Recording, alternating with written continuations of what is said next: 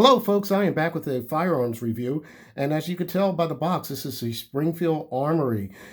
This is a used firearm. I actually sold the firearm to a friend of mine, and I decided to replace it with this one.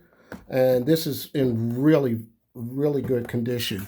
Like I said, it is a used firearm. You could tell because the previous owner was using this a lot. You could tell by the marks on the holster here.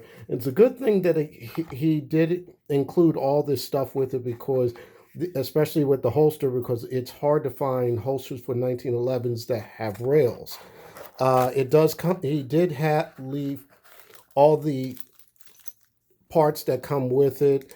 There's some wrenches, screws, and this is the key. I'll show you where the key is on the back of that. Some of you already noticed already. Here's the firearm itself, and there's the magazine. The magazine is this is the standard Springfield Armory magazine, which is 7 round. This is an 8 round Wilson Combat magazine. So let me get to the firearm itself, and here we go.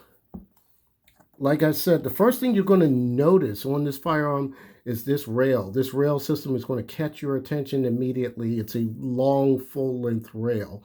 And also, you're going to notice that bull barrel in the front. I'll talk about more about that later. It kind of looks like a Robocop-ish type firearm. But let me get to some specifics right now.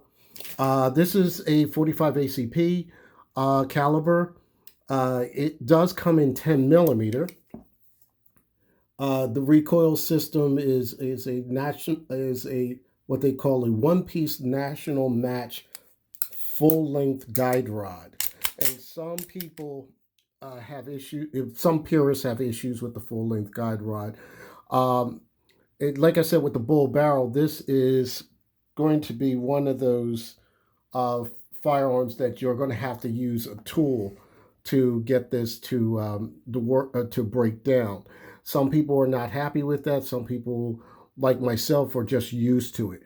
Now, the thing about bull barrels, you've seen them more so in firearms that are shorter than 5 inches in barrel length. You'll see them in 4 or maybe 3 inch barrels. So that's where you'll see the bull barrels come into play. Also, let me also give some other specifics here. We have also, has a 3-dot tritium sight that is fully adjustable. I found that pretty neat. This is the second 1911 that I have that has the this type of sighting system on it where it's adjustable like this. I guess they call those the Bomar sights. So as you see, this is a tritium rear sight there. Like there's a little bit of wear here, like I said, from the previous owner. And you have the tritium front right here. Also, it's a pretty hefty firearm. It weighs 45 ounces, so it is a hefty firearm. What's good about that is with me shooting this firearm, it aids not only in accuracy, but it also helps keep that firearm level as when slide tracks back, and it with less recoil. So this is what these heavy weighted firearms, especially with the bull barrels, are good for. Also, the total length is going to be 8.6 inches, which is a pretty standard for some 1911s, give or take a inch or a quarter inch. Also, this, as you see there, the G10 grips that are on this. I don't know if this is standard. I believe it is standard for the Springfield Armories. I did check on the website, and they did have one that was similar to this. I've heard that on certain ones that they come with 2 sets of grips. One is G10 and one that's Coca-Cola grip. Now, I did hear some uh, rumor that maybe the grips make the difference, that this will be California compliant. Now, That sounds a little strange to me, but from what the other reviewer said, he said that the grips make the difference whether it makes it California compliant. Uh, I would say that it would be California compliant because that key right there enables you to lock the trigger mechanism so you won't be able to fire it, especially if you have children in your home and so forth. So that's a added safety feature. Some people don't like that safety feature because they feel as though that it interferes with the mainspring housing when you're shooting the firearm. And if you look on this side here, where the serial number is, it says California legal.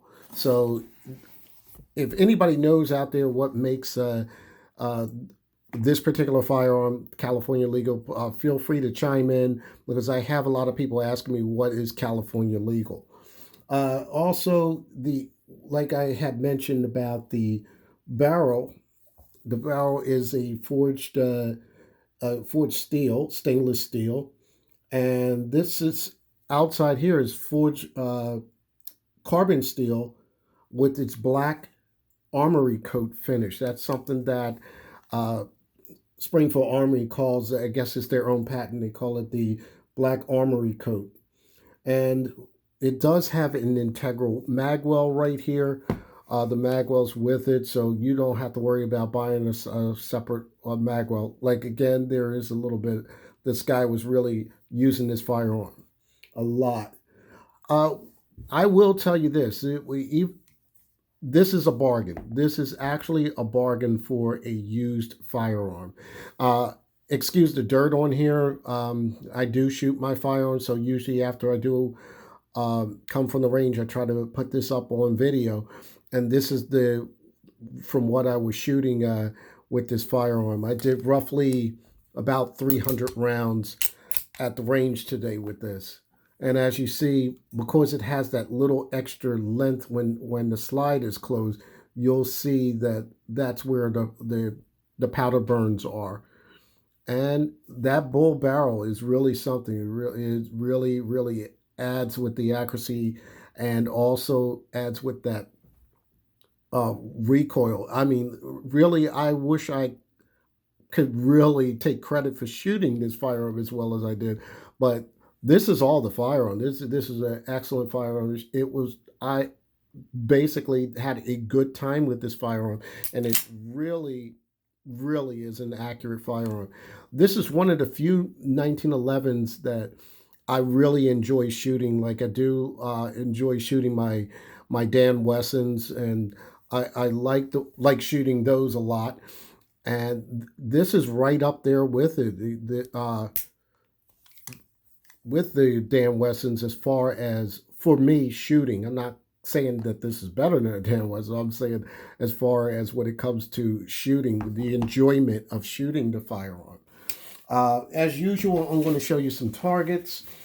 These targets were shot anywhere between roughly 10 to 15 yards, which that is my maximum at my range that I go to. And here are my shots right here. I was just gauging a little bit and I shot a little low. I had to get a higher grip. My usual mistakes. And then I got a little bit cocky, threw some out here, threw some out here. On the other target, it's a bit of the same, but I was really trying to shoot even faster. And again, these shots come out here and over here, and it does. It's pretty accurate. It gets dead end right here. As you see, the head portion is obliterated on this target. There's really, I just can't put it into words to describe that this firearm is a really good shooter. You get these serrations in the front. The front strap checkering is 20 lines per inch checkering. Of course, you've seen the back here where I was showing you the safety mechanism here. and it allows you to get a good purchase. Some people say this is really aggressive. I didn't feel like this was aggressive after 300 rounds, because some people said they will fire this and it gets too aggressive and their hands will hurt or whatever the case may be. But for me, I didn't have that issue. Maybe it's because I'm just used to shooting these a lot. I don't know. But really, this is a very good firearm to find as a used item. And the previous owner, he really took care of his stuff. I don't know why he gave this up, but it is really a very decent firearm. Uh, Outside of that, that's all I have, folks. I will be doing some more shooting with this. I might be comparing it with other 1911s. You'll see those in future videos. All right. With that said, happy shooting. Stay safe. Hashtag 2A.